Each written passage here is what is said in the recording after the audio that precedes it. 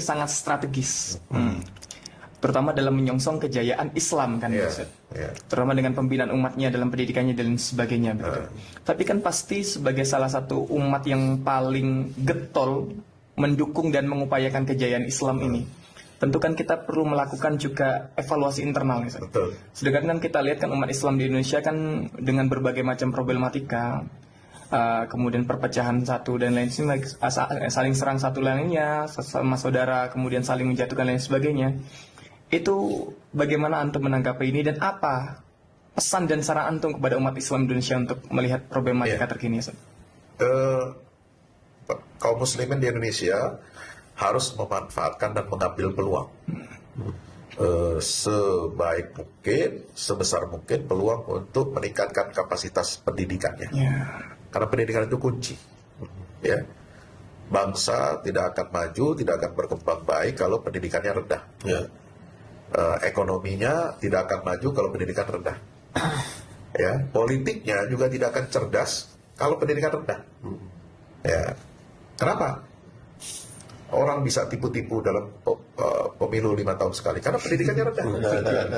Kenapa orang mudah untuk dengan diguyur bansos, diguyur uang menjelang pemilu, kemudian dia mau pilih orang nggak jelas, nggak benar. Karena pendidikan. Semua kembali ke pendidikan. Nah, jadi kata kuncinya adalah pendidikan. Nah, pemerintah ini harus menjadi katalisator utama untuk mengangkat derajat pendidikan bagi umat Islam. Itu kata kuncinya.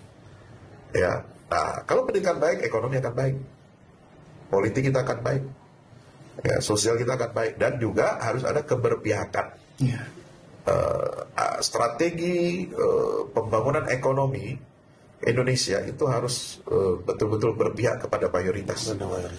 Bukan soal sentimen, oh ini mayoritas, ini enggak. Tapi faktanya kan umat Islam memang mayoritas. Kalau mayoritas ini tertinggal, mundur, lemah, ya Indonesia nggak akan maju-maju, Pak. Masa mau mengandalkan 27 juta orang dari 290 juta? Nggak mungkin. Nggak ngangkat. Nah, kelas menengah itu harus diisi lebih kuat dan lebih tebal. Kelas miskinnya itu harusnya di bawah 10%. Nah, kelas menengah ini harus sampai 80%. Nah, itu baru benar. Baru nanti kelas elitnya, yang super kaya itu ya 10%. Nah, negara yang kuat itu, kalau kelas menengahnya itu tebal, bisa menekan angka kemiskinan dan juga membuat yang elit ini, oligarki ini juga tidak terlalu dominan. Kenapa? Karena dia ada penyimbang kelas menengahnya itu. Nah, ini menurut saya kunci Indonesia, umat Islam kalau ingin bangkit, memimpin peradaban, itu harus di bidang pendidikan dan menguatkan kelas menengah di Indonesia. Peran pesantren sendiri gimana? Nah, peran pesantren, yaitu sebagai soko guru tadi, pendidikan, menyiapkan kader, SDM, kemudian juga melatih anak-anak santri ini untuk kewirausahaan, leadership, kemudian juga harus kita banyak mengirimkan santri-santri kita masuk ke perguruan tinggi negeri di bidang umum, entrepreneurship, dan juga jangan lupa santri itu harus ada yang masuk TNI Polri, dan aparat kejaksaan dan kehakiman. Jadi jangan santri hanya belajar agama lagi jadi kiai lagi di kampung kan, jadi ustadz gitu ya itu sudah banyak.